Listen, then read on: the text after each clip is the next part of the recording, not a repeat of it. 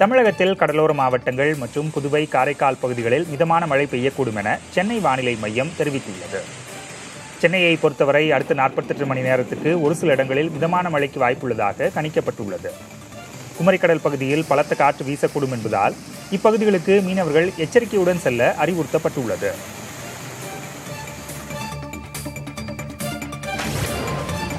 Reserve வங்கியின் முன்னாள் ஆளுநர் ரகுராம் ராஜன் தமிழக முதலமைச்சர் மு.க.ஸ்டாலினை சந்தித்து பேசினார்.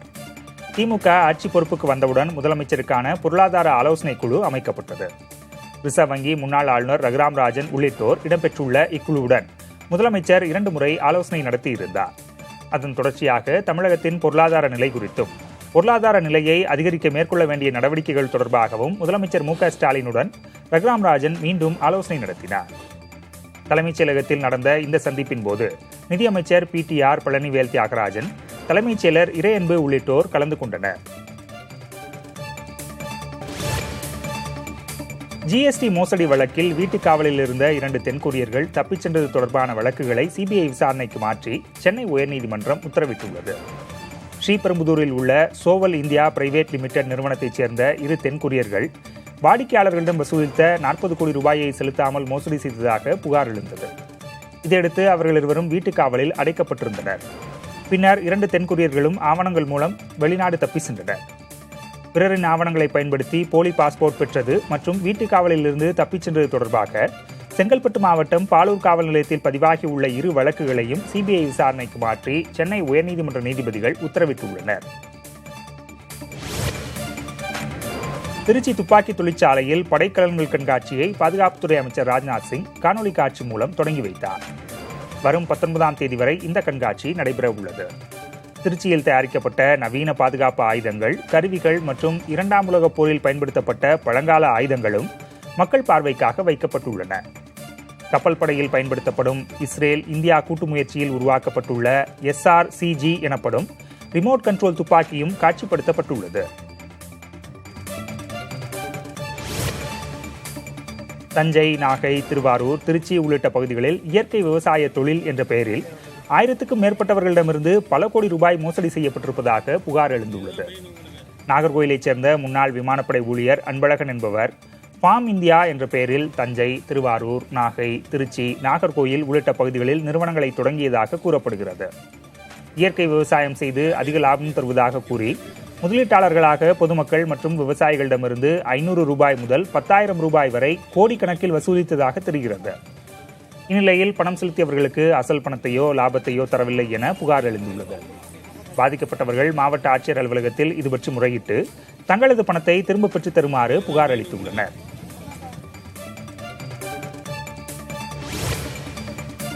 கார்த்திகை கடைசி சோமவாரத்தை முன்னிட்டு நாகை மாவட்டம் வேளாங்கண்ணி ஸ்ரீ ரஜகதீஸ்வரர் ஆலயத்தில் 1008 சங்குகளால் அபிஷேகம் நடைபெற்றது. முன்னதாக சங்குகளில் புனித நீர் நிரப்பப்பட்டு சிறப்பு பூஜைகள் நடைபெற்றன. அதனைத் தொடர்ந்து சங்குகளில் நிரப்பப்பட்டிருந்த புனித நீரை கொண்டு சாமிக்கு சிறப்பு அபிஷேகம் நடைபெற்றது. திரளான பக்தர்கள் கலந்து கொண்டு இறை வழிபாடு செய்தனர். இதேபோன்று வேதாரண்யேஸ்வரர் கோயிலில் சிவபெருமானுக்கு 1008 சங்குகளால் அபிஷேகமும் ஆராதனையும் நடைபெற்றது. கடைசி சோமவாரத்தை முன்னிட்டு கல்யாண சுந்தரர் ரிஷப வாகனத்தில் எழுந்தருளி பக்தர்களுக்கு காட்சியளித்தார். அரியலூரில் உள்ள கைலாசநாதர் கோயிலில் 108 லிங்கத்துக்கு சங்காபிஷேகம் நடைபெற்றது. தமிழ் முறைப்படி தேவாரம், திருவாசகம் பாடப்பெற்று சிறப்பு பூஜைகள் நடைபெற்றன. 216 சங்குகளில் நிரப்பப்பட்டிருந்த புனித நீரை பக்தர்களே நேரடியாக சாமிக்கு அபிஷேகம் செய்தனர்.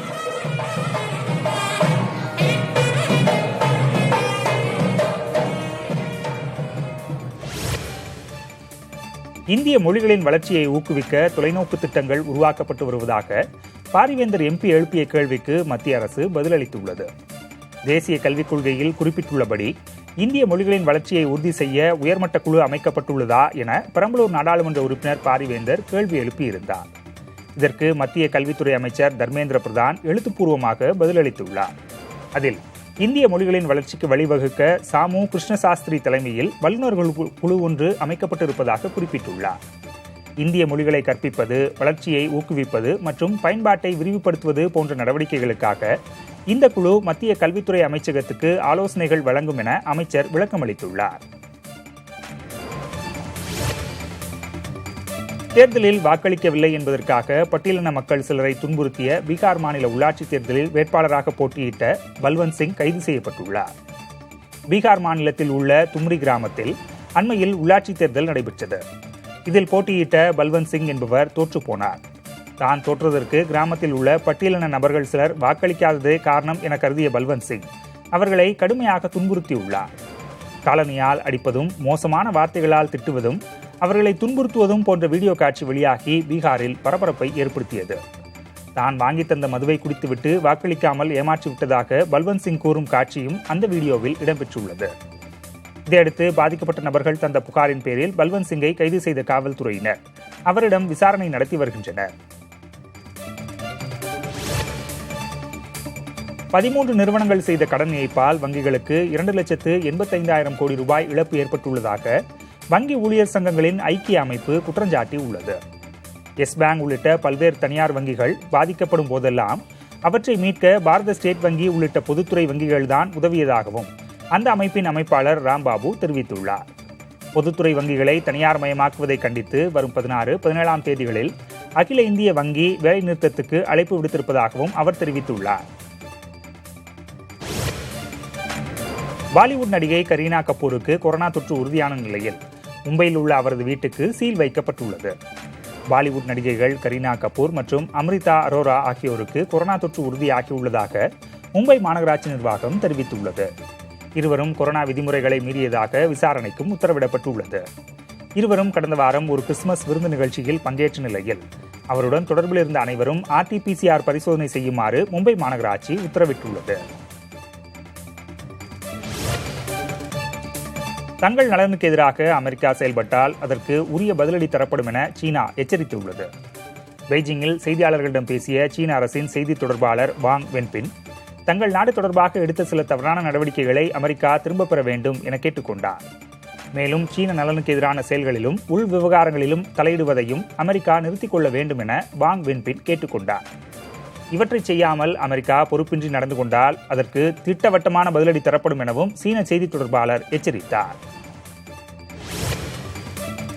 பிரான்ஸ் நாட்டில் 5வது கொரோனா அலை ஏற்பட்டுள்ள நிலையில் தீவிர சிகிச்சை பிரிவில் இடம் கிடைப்பதில் சிரமம் ஏற்பட்டுள்ளது. பிரான்ஸ் நாட்டில் நாளுக்கு நாள் கொரோனா பரவல் அதிகரித்துள்ளது. நாடு முழுவதும் 13,000க்கும் மேற்பட்டோர் தொற்றால் பாதிக்கப்பட்டுள்ள நிலையில் சுமார் 2,500 பேர் தீவிர சிகிச்சை பிரிவில் உள்ளனர். நோய் தொற்றை கட்டுப்படுத்தும் வகையில் கேளிக்கை விடுதிகளை 4 வாரங்களுக்கு மூட உத்தரவிடப்பட்டுள்ளது. பொதுமக்கள் புத்தாண்டு கொண்டாட்டங்களை தவிர்க்குமாறு கேட்டுக் கொள்ளப்பட்டுள்ளனர். உலகிலேயே மிகப்பெரிய மாணிக்கக்கல் இலங்கையில் கண்டுபிடிக்கப்பட்டுள்ளது.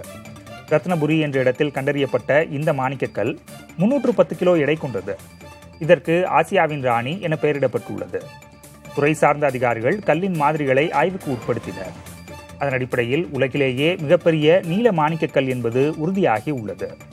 இது மிகவும் அரிய வகை கல் என்பதோடு உலகில் எந்த ஒரு பகுதியிலும் இவ்வாறான மாணிக்கக்கல் கண்டறியப்படவில்லை என ரத்தினவியல் ஆய்வாளர்கள் கூறுகின்றனர்.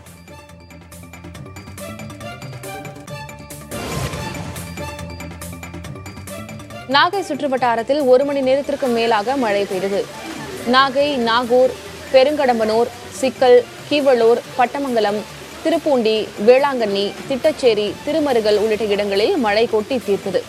திடீரென்று பெய்த மழையால் மாணவர்கள் நனைந்தவாறு வீட்டிற்கு சென்றனர். தருமபுரி மாவட்டத்தில் பரவலாக மழை பெய்தது. காலை முதல் வானம் மேகமூட்டத்துடன் காணப்பட்ட நிலையில் மாலையில் மழை பெய்தது. தருமபுரி பேருந்து நிலையம், நீலாபுரம், நெசவாளர் காலனி, பென்னாகரம், பாப்பிரெட்டிப்பட்டி, அரூர் உள்ளிட்ட இடங்களில் பரவலாக மழை பொழிந்தது. விழுப்புரம் மாவட்டத்தின் பல்வேறு பகுதிகளில் கனமழை பெய்தது. கடந்த சில நாட்களாக மழை ஓய்ந்திருந்த சூழலில் மீண்டும் மாவட்டம் முழுவதும் மழை பெய்ய தொடங்கியுள்ளது. விக்கிரவாண்டி, திருவெண்ணைநல்லூர், புதுப்பாளையம், முகையூர் உள்ளிட்ட பகுதிகளில் விடிய விடிய கனமழை பெய்தது. இதனால் சாலைகளில் தண்ணீர் பெருக்கெடுத்தோடியது.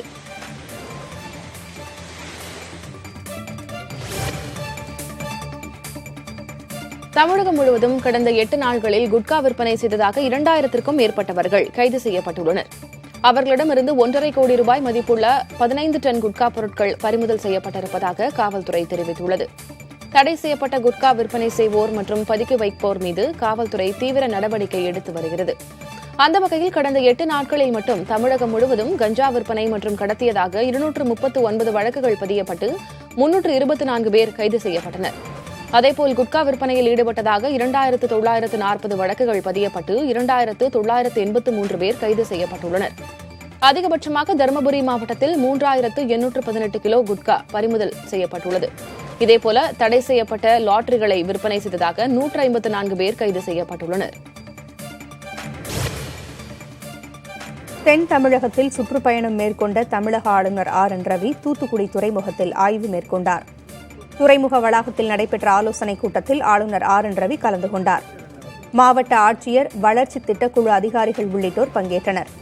அதனைத் தொடர்ந்து துறைமுக பகுதிக்கு சென்ற ஆளுநர் நாள்தோறும் எந்தெந்த நாடுகளில் இருந்து கப்பல்கள் வருகின்றன, ஒவ்வொரு மாதமும் சரக்குகளை கையாளும் திறனில் நிர்வாகத்தின் செயல்பாடுகள் என்னென்ன உள்ளிட்டவை குறித்து கேட்டறிந்தார்.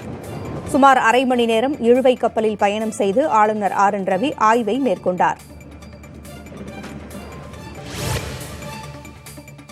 மயிலாடுதுறை மாவட்டம் மருதூரில் உள்ள இரும்பு உருக்கு ஆலையிலிருந்து வெளியேற்றப்படும் கரும்புகையால் சுற்றுவட்டார கிராம மக்கள் கடும் அவதிக்கு ஆளாகியுள்ளனர். அங்கு உருவாகும் புகையிலிருந்து நச்சுக்கள் நீக்கப்பட்டு உயரமான புகைப்போக்கிகள் வழியாக வெளியேற்றப்பட்டு வந்தது. புகைப்போக்கியில் ஏற்பட்ட பழுதால் நச்சுக்கள் நீக்கப்படாமல் புகை வெளியேற்றப்படுவதாக கூறப்படுகிறது. இதனால் ஆலையை சுற்றியுள்ள கோமல், கோட்டகம், கொளையூர் உள்ளிட்ட 10க்கும் மேற்பட்ட கிராம மக்கள் கடும் பாதிப்புக்கு ஆளாகியுள்ளனர். கரும்புகையால் குழந்தைகள், கர்ப்பிணிகள், முதியோர் அவதியடைந்துள்ள நிலையில் பலமுறை புகார் அளித்தும் எவ்வித நடவடிக்கையும் எடுக்கப்படவில்லை என அப்பகுதி மக்கள் குற்றம் சாட்டுகின்றனர். இது தொடர்பாக மாசு கட்டுப்பாட்டு மற்றும் சுற்றுச்சூழல் துறையின் நாகை மாவட்ட பொறியாளர் குணசீலனிடம் கேட்டபோது சம்பந்தப்பட்ட இடத்தில் ஆய்வு செய்து நடவடிக்கை எடுக்கப்படும் என உறுதி அளித்தார். கார்த்திகை மாத கடைசி சோமவாரத்தை முன்னிட்டு புகழ்பெற்ற திருக்கடையூர் அமிர்தகடேஸ்வரர் கோவிலில் 1008 சங்காபிஷேகம் நடைபெற்றது. ஆயுஷ் ஹோமம், சதாபிஷேகம், மணிவிழா, மற்ற யாக பூஜைகள் இங்கு மட்டுமே நடைபெறுவதால் பல மாநிலங்களைச் சேர்ந்த பக்தர்கள் இங்கு வந்து வழிபாடு செய்வது வழக்கம். இத்தகைய சிறப்புக்குரிய இந்த கோயிலில் கார்த்திகை மாத கடைசி சோமவாரத்தையொட்டி 1008 சங்காபிஷேகம் நடைபெற்றது. இதில் தர்மபுரம் ஆதீனம் 27வது குருமகா சன்னிதானம் ஸ்ரீலஸ்ரீ மாசிலாமணி தேசிக ஞான சம்பந்த பரமாச்சாரிய சுவாமிகள் கலந்து கொண்டு பக்தர்களுக்கு ஆசி வழங்கினார். பின்னர் புனித நீர் அடங்கிய குடங்கள் ஊர்வலமாக எடுத்துச் செல்லப்பட்டு சாமிக்கு அபிஷேக ஆராதனை செய்யப்பட்டது. இதில் திரளான பக்தர்கள் கலந்து கொண்டு தெய்வ வழிபாடு செய்தனர். திருவள்ளூர் மாவட்டத்தில் அரசு பேருந்து ஓட்டுநரை தாக்கிய நபர் கைது செய்யப்பட்டுள்ளார். திருவள்ளூரிலிருந்து காஞ்சிபுரம் நோக்கி அரசு பேருந்து சென்று கொண்டிருந்தது. அப்போது பேருந்தின் பின்னால் சென்ற வாகனத்திற்கு வழிவிடவில்லை என கூறி அரசு பேருந்து ஓட்டுநர் கார்த்திகேயன் மீது தாக்குதல் நடத்தப்பட்டுள்ளது. உடனடியாக பேருந்தில் இருந்த பயணிகள் சேர்ந்து தாக்குதலில் ஈடுபட்ட சாரதி என்பவரை மடக்கி பிடித்து காவல்துறையினரிடம் ஒப்படைக்கப்பட்டதை அடுத்து கைது செய்யப்பட்டார். காயமடைந்த அரசு பேருந்து ஓட்டுநர் கார்த்திகேயன் மருத்துவமனையில் அனுமதிக்கப்பட்டுள்ளார். கல்குவாரிகளுக்கு அனுமதி வழங்குவதில் உள்ள முறைகேடுகளை அரசு களைந்திட வேண்டும் என எதிர்க்கட்சித் தலைவர் எடப்பாடி பழனிசாமி வலியுறுத்தியுள்ளார். கல்குவாரிகளுக்கு 3 நாட்களுக்கு ஒருமுறை பர்மிட் வழங்கப்படும் என்ற புதிய நடைமுறையினை மாற்றி பழையபடி 15 நாட்களுக்கு ஒருமுறையோ அல்லது மாதத்திற்கு ஒருமுறையோ பர்மிட் வழங்க வேண்டும் என வலியுறுத்தியுள்ளார். காலாவதியான கல்குவாரிகளில் எந்தவிதமான அனுமதியும் பெறாமல் ஜல்லியை உற்பத்தி செய்து விற்பனை செய்வதை அனுமதிக்கும் அதிகாரிகள் மீது கடும் நடவடிக்கை எடுக்க வேண்டும் என்றும் எடப்பாடி பழனிசாமி கேட்டுக் கொண்டுள்ளார். மேலும் கல்குவாரிகள் மூலம் வரவேண்டிய வருவாய் முழுவதும் அரசின் கருவூலத்தை சென்றடைவதை அரசு உறுதி செய்ய வேண்டும் என்றும் அவர் வலியுறுத்தியுள்ளார். பொது அமைதிக்கு குந்தகம் விளைவித்ததாக யூடியூபர் மாரிதாஸ் மீது பதியப்பட்ட வழக்கை ரத்து செய்து சென்னை உயர்நீதிமன்றத்தின் மதுரை கிளை உத்தரவிட்டுள்ளது. முப்படை தலைமை தளபதி மரணம் தொடர்பாக பொது அமைதிக்கு குந்தகம் விளைவிக்கும் வகையில் கருத்து பதிவிட்டதாக அளிக்கப்பட்ட புகாரில் மாரிதாஸ் மீது காவல்துறையினர் 5 பிரிவுகளின் கீழ் வழக்கு பதிவு செய்து கைது செய்தனர். இந்த வழக்கை ரத்து செய்ய கோரி மாரிதாஸ் தரப்பில் தாக்கல் செய்த மனு மீது சென்னை உயர்நீதிமன்றத்தின் மதுரை கிளையில் நீதிபதி GR விஸ்வநாதன் முன்பு நேற்றும் இன்றும் விசாரணை நடைபெற்றது. இருதரப்பு வாதங்களையும் கேட்டறிந்த நீதிபதி குறிப்பிட்ட 5 பிரிவுகளின் கீழ் வழக்கு பதிவு செய்தது செல்லாது என கூறி மாரிதாஸ் மீதான வழக்கை ரத்து செய்தார்.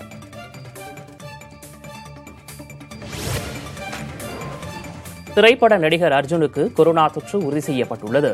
இதுகுறித்து தமது இன்ஸ்டாகிராம் பக்கத்தில் பதிவிட்டுள்ள அவர் கொரோனா தொற்று உறுதியானதால் தம்மை தனிமைப்படுத்திக் கொண்டுள்ளதாக தெரிவித்துள்ளார். மேலும் தம்முடன் தொடர்பில் இருந்தவர்கள் உடனடியாக பரிசோதனை செய்து கொள்ள வேண்டும் என்றும் அர்ஜுன் கேட்டுக் கொண்டுள்ளார்.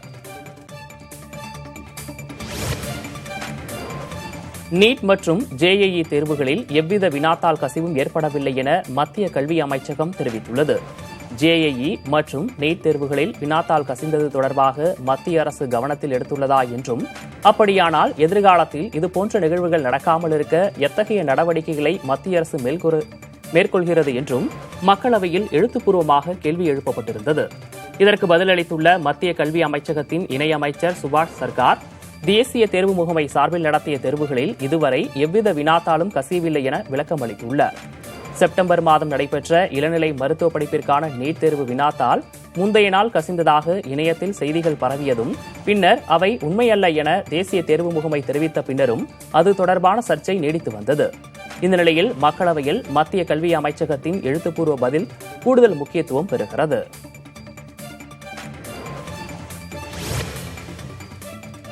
லக்கிம்பூர் ஏரியில் விவசாயிகள் போராட்டத்தின் போது கார் ஏற்றி 5 பேர் கொல்லப்பட்ட சம்பவம் திட்டமிட்டு அரங்கேற்றப்பட்ட நிகழ்வு என சிறப்பு விசாரணை குழுவின் அறிக்கையில் தெரிவிக்கப்பட்டுள்ளது. உத்தரப்பிரதேச மாநிலம் லக்கிம்பூர் ஏரியில் கடந்த அக்டோபர் 3ஆம் தேதி மத்திய இணையமைச்சர் அஜய் குமார் மிஸ்ரா, உத்தரப்பிரதேச துணை முதலமைச்சர் கேசவ் பிரதாப் மௌரியா ஆகியோருக்கு எதிராக விவசாயிகள் கருப்பு கொடி ஏந்தி போராட்டம் நடத்தினர். அப்போது விவசாயிகள் கூட்டத்திற்குள் அஜய்குமார் மிஸ்ராவின் மகன் ஆஷிஷ் மிஸ்ராவின் கார் புகுந்ததில் 5 பேர் உயிரிழந்தனர். இந்த சம்பவம் நாடு முழுவதும் கடும் அதிர்வலைகளை ஏற்படுத்திய நிலையில் இது தொடர்பாக விசாரிக்க சிறப்பு புலனாய்வு குழு நியமிக்கப்பட்டது. அந்த குழு விசாரணை நடத்தி இன்று வெளியிட்டிருக்கும் அறிக்கையில் லக்கிம்பூர் ஏரியில் நிகழ்ந்த சம்பவம் தற்செயலானது அல்ல என குறிப்பிடப்பட்டுள்ளது.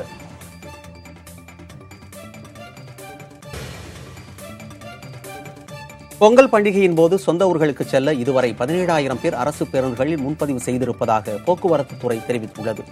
ஜனவரி மாதம் 12ஆம் தேதி பயணிக்க 7,000 பேரும் 13ஆம் தேதிக்கு 10,000 பேரும் சென்னையிலிருந்து வெளியூர் செல்ல முன்பதிவு செய்திருக்கிறார்கள். மதுரை, நெல்லை, தூத்துக்குடி, கன்னியாகுமரி ஆகிய மாவட்டங்களுக்கு செல்லவே அதிகம் பேர் முன்பதிவு செய்திருப்பதாக தெரிவிக்கப்பட்டுள்ளது.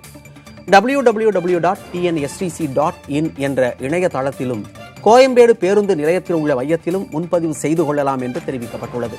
பயணிகளின் எண்ணிக்கைக்கு ஏற்ப சிறப்பு பேருந்துகளும் இயக்கப்படும் என்று கூறப்படுகிறது.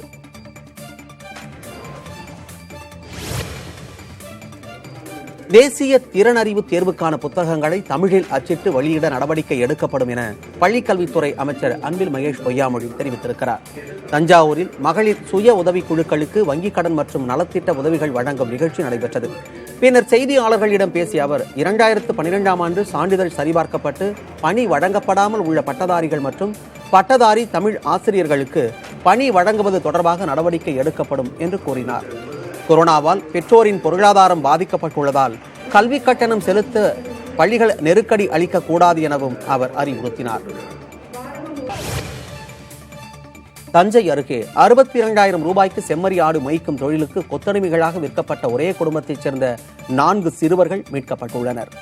வல்லம்புதூர் பகுதியில் கரிப்புகை மூட்டும் பணியில் ஈடுபட்டு வரும் சுந்தரராஜன் பாப்பாத்தி தம்பதியினர் போதிய வருமானம் இல்லாததால் தனது 4 மகன்களையும் கோவிந்தராஜ் என்பவரிடம் 62,000 ரூபாய்க்கு 2 ஆண்டுகளுக்கு ஆடு மேய்ப்பதற்காக கொத்தடிமைகளாக விட்டுள்ளார். இந்நிலையில் சூரக்கோட்டை அருகே சிறுவர்கள் ஆடு வைத்துக் கொண்டிருப்பதை கண்ட வழிப்போக்கர் ஒருவர் சைல்ட் லைன் அமைப்பிற்கு தகவல் அளித்தார். உடனே நிகழ்விடத்திற்கு சென்ற சைல்ட் லைன் அமைப்பினர் 4 சிறுவர்களையும் மீட்டு சிறுவர் இல்லத்தில் சேர்த்தனர். இதனையடுத்து நடத்தப்பட்ட விசாரணையில் பணம் கொடுத்து 4 சிறுவர்களையும் கொத்தடிமைகளாக வேலைக்கு வைத்திருப்பதை கோவிந்தராஜ் ஒப்புக்கொண்டுள்ளார். தொடர்ந்து வருவாய் கோட்டாட்சியர் ரஞ்சித் அந்த 4 சிறுவர்களுக்கும் கொத்தடிமை விடுதலை உத்தரவை வழங்கினார். கள்ளக்குறிச்சி மாவட்டம் உளுந்தூர்பேட்டை அருகே பட்டதாரி பெண்ணை திருமணம் செய்து வரதட்சணை கொடுமை செய்ததாக கிராம நிர்வாக அலுவலர் கைது செய்யப்பட்டார். பிள்ளையார்குப்பம் கிராமத்தைச் சேர்ந்தவர் ராம்குமார் நன்னவரம் கிராம நிர்வாக அலுவலராக உள்ளார். 3 ஆண்டுகளாக காதலித்து வந்த ஈஸ்வரி என்ற பெண்ணை திருமணம் செய்யாமல் அவர் அலைக்கழித்திருக்கிறார். காவல்துறையினர் உதவியோடு ராம்குமார் ஈஸ்வரி திருமணம் நடத்தப்பட்டது. அதன் பிறகும் ஈஸ்வரியை தன்னோடு வீட்டிற்கு அழைத்துச் செல்லாமல் அலட்சியப்படுத்தியுள்ளார். கார், நகை என வரதட்சணை கொடுத்தால் மட்டுமே ராம்குமாருடன் சேர்ந்து வாழ முடியும் என அவரது குடும்பத்தினர் திட்டவட்டமாக தெரிவித்ததால் ஈஸ்வரி அதிர்ச்சி அடைந்தார். இதுகுறித்து ஈஸ்வரி கொடுத்த புகாரில் கிராம நிர்வாக அலுவலரான ராம்குமார் கைது செய்யப்பட்டு சிறையில் அடைக்கப்பட்டார்.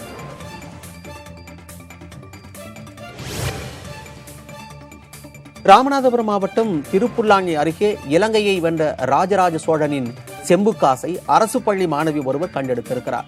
திருப்புல்லானியைச் சேர்ந்த குமார் என்பவர் வேலைக்காக கோரைக்குட்டம் கிராமத்துக்கு சென்றபோது 3 வட்ட வடிவ காசுகள் கிடைத்தன. ஆய்வில் 3 காசுகளும் இலங்கையை வென்ற பின்னர் அந்த வெற்றியை கொண்டாடும் விதமாக ராஜராஜ சோழன் வெளியிட்ட காசுகள் என்பது தெரிய வந்தது.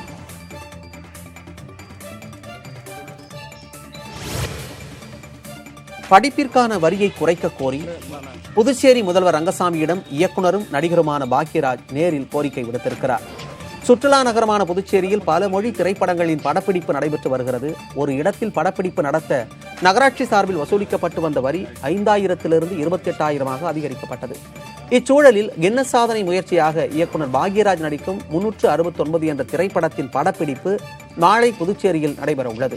படப்பிடிப்பை தொடங்க புதுச்சேரி முதலமைச்சர் ரங்கசாமிக்கு நேரில் அழைப்பு விடுத்த பாக்யராஜ் வரியை குறைக்க வேண்டும் என்று வேண்டுகோள் விடுத்தார். திருச்செந்தூர் சுப்பிரமணிய சுவாமி கோவிலில் தமிழக ஆளுநர் RN ரவி வழிபட்டார். தூத்துக்குடி, நெல்லை மாவட்டங்களில் பல்வேறு நிகழ்ச்சிகளில் கலந்து கொள்ள வந்த அவர் தம் குடும்பத்தினருடன் சுப்பிரமணிய சுவாமி கோவிலில் வழிபட்டார். முன்னதாக கோவில் வாயிலில் பூரண கும்ப மரியாதை அளிக்கப்பட்டு ஆளுநருக்கு வரவேற்பு அளிக்கப்பட்டது. கோவிலில் வழிபட்ட ஆளுநர் திருச்செந்தூரில் இருந்து நெல்லை மனோன்மணியம் சுந்தரனார் பல்கலைக்கழக நிகழ்ச்சியில் பங்கேற்பதற்காக வாகனத்தில் புறப்பட்டுச் சென்றார். ஏழை பெண்களின் வாழ்வாதாரத்திற்கு உதவும் வகையில் இலவச தையல் பயிற்சி அளித்து வரும் மாமல்லபுரம் மகளிர் சுய உதவிக் குழுவுக்கு முதலமைச்சர் மு.க.ஸ்டாலின் பாராட்டு தெரிவித்தார். திருவள்ளூர் மாவட்டம் திருத்தணியில் மகளிர் சுய உதவிக் குழுக்களுக்கு வங்கிக் கடன் மற்றும் நலத்திட்ட உதவிகளை வழங்கிய பிறகு மகளிர் சுய உதவிக் குழுக்களுடன் காணொலி வாயிலாக உரையாற்றினார். அப்போது ஏழைகள், கணவனை இழந்தவர்கள், கணவரை பிரிந்த பெண்களுக்கு இலவச தையல் பயிற்சி அளித்து மாவட்டத்துக்கான சிறந்த மகளிர் குழு என்ற விருதை பெற்றுள்ளதாக பாராட்டு தெரிவித்தார். இக்குழுவுக்கு அரசு சார்ந்த உதவிகளை வழங்க தயாராக இருப்பதாகவும் அப்போது முதலமைச்சர் உறுதியளித்தார். தொடர் மழை மற்றும் வெள்ளப்பெருக்கால் மூடப்பட்ட கோவை குற்றாலம் 2 மாதங்களுக்கு பிறகு திறக்கப்பட்டது. மழை குறைந்து கோவை குற்றாலத்தில் தற்போது வழக்கமான அளவிற்கு நீர் வரத்து இருப்பதால் 2 மாதங்களுக்கு பிறகு சுற்றுலா பயணிகளுக்கு அனுமதி வழங்கப்பட்டுள்ளது. பல்வேறு பகுதிகளில் இருந்தும் வரும் சுற்றுலா பயணிகளின் விவரங்கள் சேகரிக்கப்படுவதுடன் அவர்கள் கொரோனா தடுப்பூசிகளை செலுத்திக் கொண்டார்களா என்றும் ஆய்வு செய்யப்படுகிறது.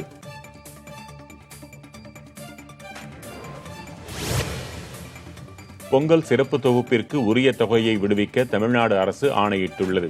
தமிழகத்தில் அனைத்து அரிசி குடும்ப அட்டைதாரர்கள் மற்றும் இலங்கை தமிழர்கள் மறுவாழ்வு முகாம்களில் வசிக்கும் குடும்பங்கள் ஆகியோருக்கு 2022ஆம் ஆண்டு பொங்கல் பரிசு தொகுப்பு வழங்கப்பட உத்தரவிடப்பட்டுள்ளது. அதன்படி முந்திரி, திராட்சை ஆகியன தலா 50 கிராம், ஏலக்காய் 10 கிராம் அடங்கிய தொகுப்பிற்கு அதிக அளவு விலையாக 62 ரூபாய் நிர்ணயிக்கப்பட்டுள்ளது. அதற்கேற்ற வகையில் தகுதியான குடும்ப அட்டைதாரர்களுக்கு தேவையான முந்திரி, திராட்சை, ஏலக்காய் அடங்கிய தொகுப்பை மண்டல இணைப்பதிவாளர்கள் கொள்முதல் செய்ய ஏதுவாக தொகையை விடுவிக்க உத்தரவிடப்பட்டுள்ளது.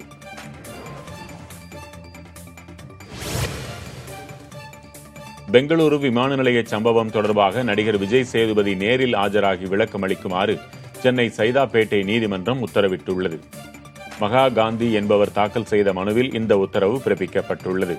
கடந்த மாதம் 2ஆம் தேதி இரவு பெங்களூரு விமான நிலையத்தில் விஜய் சேதுபதியை எதேச்சையாக சந்தித்ததாகவும் அவருக்கு வாழ்த்து கூற முற்பட்ட போது தன்னை சாதி பெயர் குறிப்பிட்டு அவர் இழிவுபடுத்தியதாகவும் மகா காந்தி குறிப்பிட்டுள்ளார். மேலும் மேலாளர் ஜான்சன் தன்னை தாக்கியதாகவும், ஆனால் விஜய் சேதுபதியை தான் தாக்க முற்பட்டது போல் அவதூறு பரப்பப்பட்டதாகவும் மகா காந்தி தெரிவித்துள்ளார். இதுகுறித்து ஜனவரி 4ஆம் தேதி நேரில் ஆஜராக விஜய் சேதுபதிக்கும் அவரது மேலாளர் ஜான்சனுக்கும் உத்தரவிடப்பட்டுள்ளது.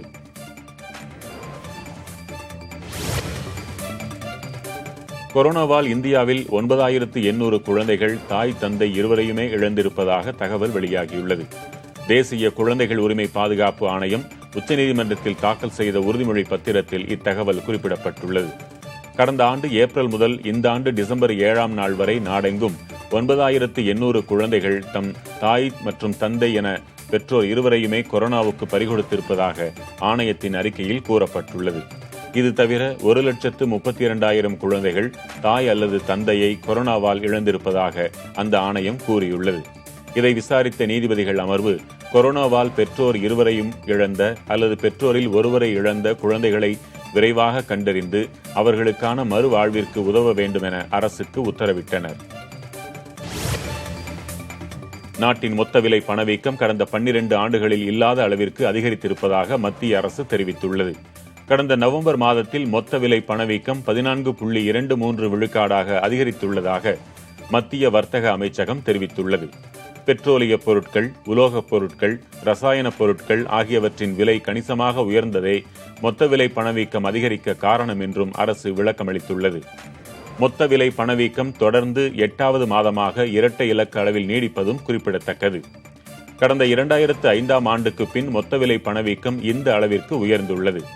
சில்லறை விலை பணவீக்கம் நவம்பர் மாதத்தில் 4.91 விழுக்காடாக உயர்ந்திருப்பதாகவும் மத்திய வர்த்தகம் மற்றும் தொழில்துறை அமைச்சகம் கூறியுள்ளது. மத்திய நிதிநிலை அறிக்கை வரும் ஆண்டு பிப்ரவரி முதல் நாள் ஒப்படைக்கப்பட உள்ள நிலையில் அதற்கான முன்னேற்பாடுகளை மத்திய அரசு தொடக்க உள்ளது. நிதிநிலை அறிக்கையில் இடம்பெற வேண்டியவை தொடர்பாக தொழில்துறையினரை மத்திய நிதி அமைச்சர் நிர்மலா சீதாராமன் நாளை முதல் சந்தித்து பேச உள்ளார். முதலாவதாக விவசாய மற்றும் வேளாண் பொருட்கள் பதப்படுத்துதல் துறையைச் சேர்ந்தவர்களை சந்தித்து அத்துறையினர் சந்திக்கும் பிரச்சினைகள் குறித்தும் அவர்களின் கோரிக்கைகள் குறித்தும் நிதியமைச்சர் கேட்டறிய உள்ளார். கொரோனா கால கட்டுப்பாடுகளை கருத்தில் கொண்டு இந்த சந்திப்பு காணொலி வாயிலாக நடைபெறும் என தெரிவிக்கப்பட்டுள்ளது. டைம்ஸ் பத்திரிகை நிறுவனத்தின் சார்பில் 2021ஆம் ஆண்டின் சிறந்த நபராக டெஸ்லா நிறுவனத்தின் தலைமைச் செயல் அதிகாரி எலான் மஸ்க் தேர்வு செய்யப்பட்டுள்ளார். செய்திகள் மற்றும் மக்கள் மத்தியில் அதிக தாக்கத்தை ஏற்படுத்தியவர் என்பதன் அடிப்படையில் அவருக்கு இந்த விருது வழங்கப்படுவதாக டைம்ஸ் நிறுவனம் தெரிவித்துள்ளது. ஸ்பேஸ் எக்ஸ் நிறுவனத்தின் நிறுவனர் மற்றும் CEO ஆகவும் விளங்கும் எலான் மஸ்க் எலக்ட்ரிக் கார்கள் உற்பத்தியில் பெரும் புரட்சியை ஏற்படுத்தியவர் என்பது குறிப்பிடத்தக்கது.